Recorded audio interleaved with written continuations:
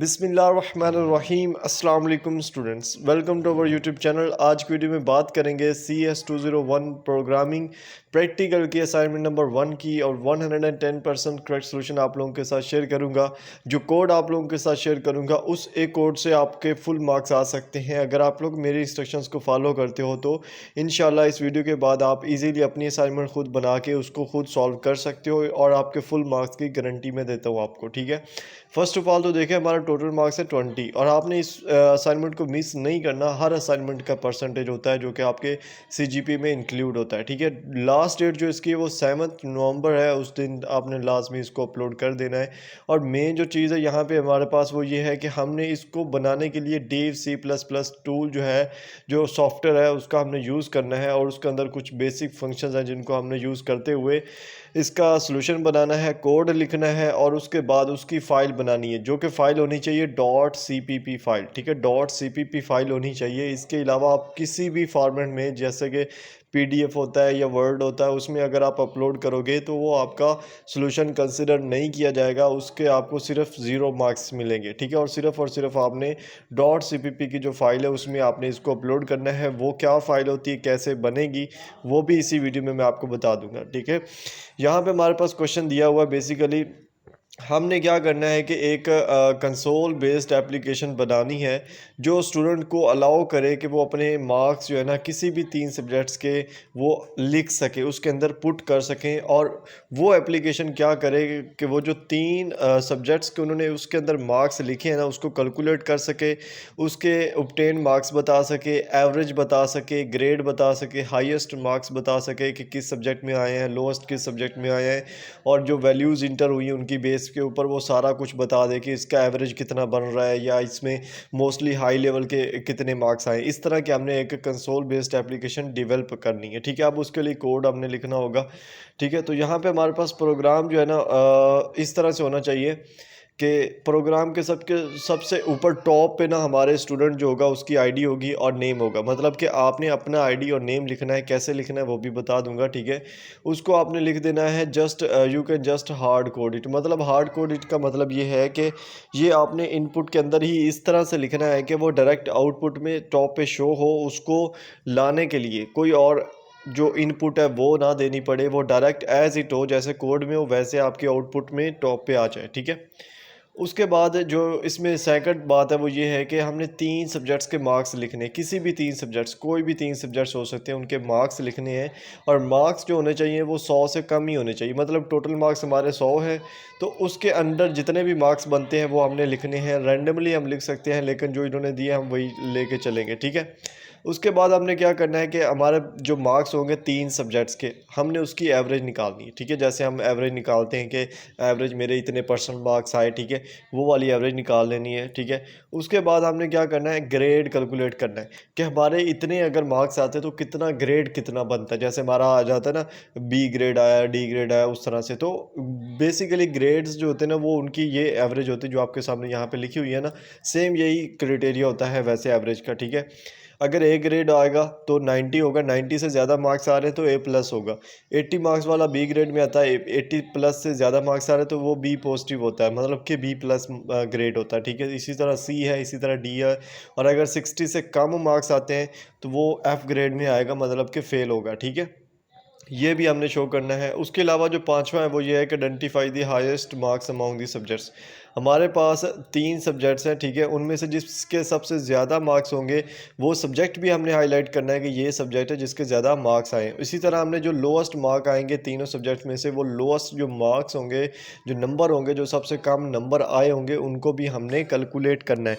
और जो obtain marks होंगे, टोटल ऑब्टेन मार्क्स होंगे, उनको भी हमने डिस्प्ले करना है। ठीक है, उसके बाद यहाँ पे देखें नीचे अगर, तो डिस्प्ले दी कैलकुलेटर रिजल्ट्स। ठीक है, डिस्प्ले हमने कर देना, अपना एवरेज निकाल देनी है, ग्रेड बता देना, हाईएस्ट और लोएस्ट मार्क्स बता देने, ये हमारी चीज़ें हैं। ठीक है, उसके बाद जो इसमें हमारे पास रिक्वायरमेंट दी हुई है उसमें ये है कि हमने क्या करना है, वही लूप स्ट्रक्चर जो होता है रिपीटिशंस के लिए हमने यूज़ करना है, जिसमें हम मल्टीपल इनपुट मार्क्स जो है ना वो कर सकते हैं। और उसके बाद हमने use if else structure use करना। इफ़ एल्स का आपको पता है। ठीक है, इफ़ एल्स का जो स्ट्रक्चर होता है वो हमने यूज़ करना है, जिसमें हम हाईएस्ट एंड लोएस्ट मार्क्स को इंटर कर सकते हैं और उसकी बेस पे ग्रेड कैलकुलेट कर सकते हैं कि फॉर एग्जांपल अगर हमारे मार्क्स 80 होंगे तो हमारा जो ग्रेड आएगा वो बी आएगा, और अगर 80 नहीं होंगे 70 होंगे तो हमारा जो ग्रेड आएगा वो सी आएगा। इसको इफ एल्स स्टेटमेंट बोलते हैं, ठीक है, स्ट्रक्चर बोलते हैं। फिर उसके बाद जो कांस्टेंट होगा स्ट्रक्चर वो हमने यूज़ करना है, जिसमें प्रोडक्ट डाटा होगा that should be not be modified, उसको वैसे के वैसे वो खुद ही बता देगा, ठीक है।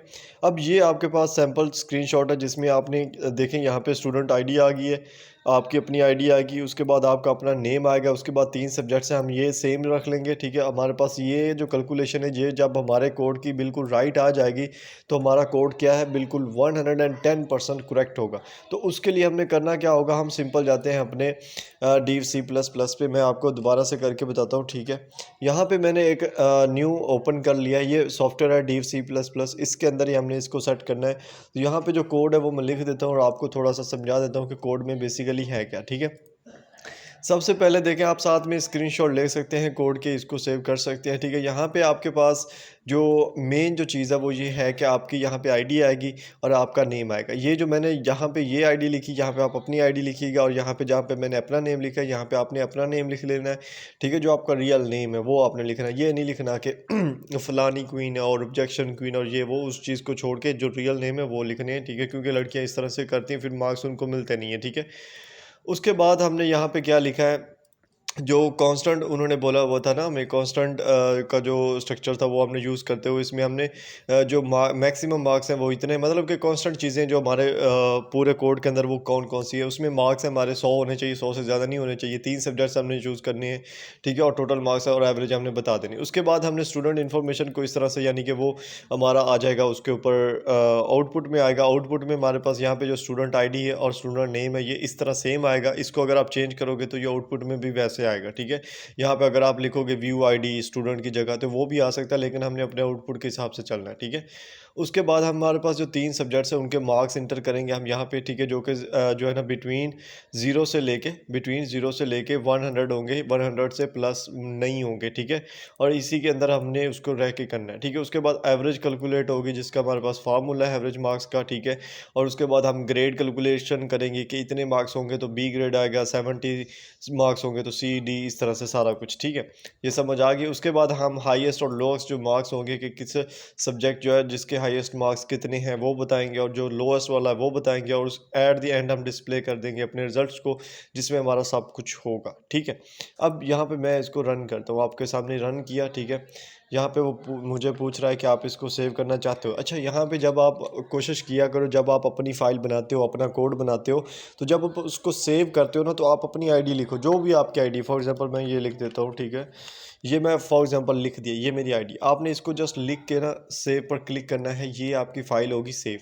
अब ये इसका आउटपुट आएगा हमारे सामने और हम उस आउटपुट को हमारे जो टीचर ने आउटपुट दिया उसके साथ इसको करेंगे मैच, ठीक है। यहाँ पे हम चलते हैं, इसको मैं थोड़ा जूम कर लेता हूँ यार, ठीक है, आपको भी ईजी हो जाएगा, मुझे भी ईजी हो जाएगा, ठीक है। यहाँ पे और यहाँ पे, अच्छा यहाँ पे देखें, हमारे पास जो ये टीचर का दिया हुआ कोड है जिसमें हमारे पास इस तरह से स्टूडेंट आईडी और नेम आया है, और सेम यहाँ पे मैंने दिया है जो कि हमने चेंज करनी है, हमारी आईडी और नेम हमारा होना चाहिए, बाकी चीज़ें एज इक्वल हम रख सकते हैं, कोई इशू वाली बात नहीं, ठीक है। अच्छा, अब उसके बाद नीचे देखेंगे तो इंटर मार्क फॉर सब्जेक्ट 1 हमसे वो पूछ रहा है, इंटर मार्क फॉर सब्जेक्ट 1, और ऊपर और नीचे बिल्कुल राइट है, सेम टू सेम है। तो यहाँ पे मैं 60 लिख देता हूँ, इंटर करता हूँ, नीचे आते हैं, यहाँ पे वो पूछ रहा है सेकंड सब्जेक्ट्स के मार्क्स लेके, तो मैं 70 लिखता हूँ, इंटर करता हूँ, नीचे आ जाते हैं, ठीक है।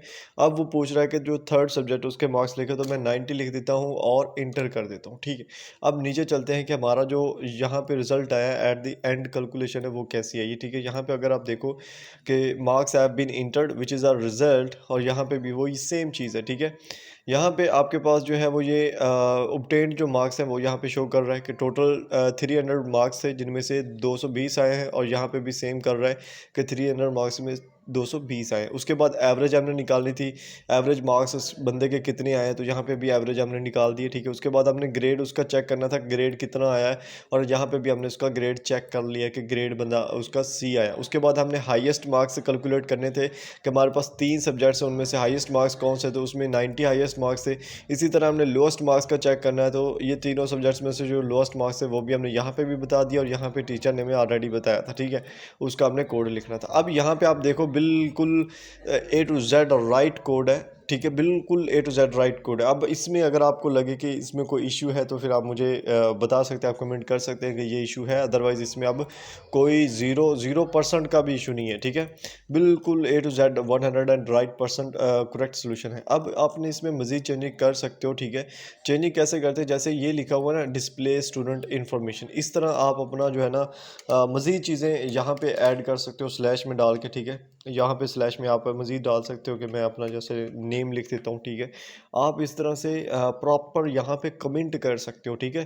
कि जैसे हम यहाँ पे कर रहे हैं, for example display student information, तो यहाँ पे आप लिख सकते हो कि I am writing this to display my name and my ID at the in the output of this code, ठीक है। इसी तरह आप यहाँ पे भी लिख सकते हो, ये कैलकुलेट एवरेज है तो यहाँ पे आप लिख सकते हो कि I am writing the formula for calculation of the average of these 3 subjects, ठीक है। इसी तरह आप यहाँ पे भी लिख सकते हो, मतलब आप अपनी मर्जी से कमेंट्स ऐड कर सकते हो। जस्ट ये 2 स्लैशेस ऐड करनी है, ये 2 स्लैशेस ऐड करनी है, अदरवाइज वो एरर करेगा आपके कोड के अंदर। अब आप कोड अगेन देख सकते हो, स्क्रीनशॉट ले सकते हो जैसा आपका दिल करता है, ठीक है। ये कोड बिल्कुल 110% राइट है, आप लोगों के आंखों के सामने है, ठीक है।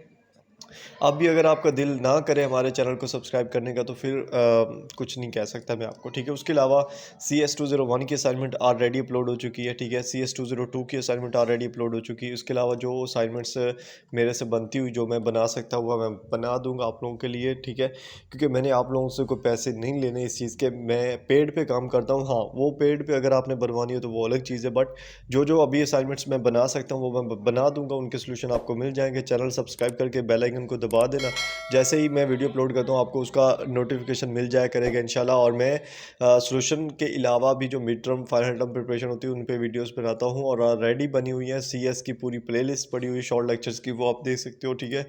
इसके अलावा भी काफ़ी इंफॉर्मेशन चीज़ें हैं जो आप इजीली देख सकते हो, ठीक है। तो मिलते हैं फिर नेक्स्ट वीडियोस में, अपना ख्याल रखिएगा, अल्लाह हाफिज़।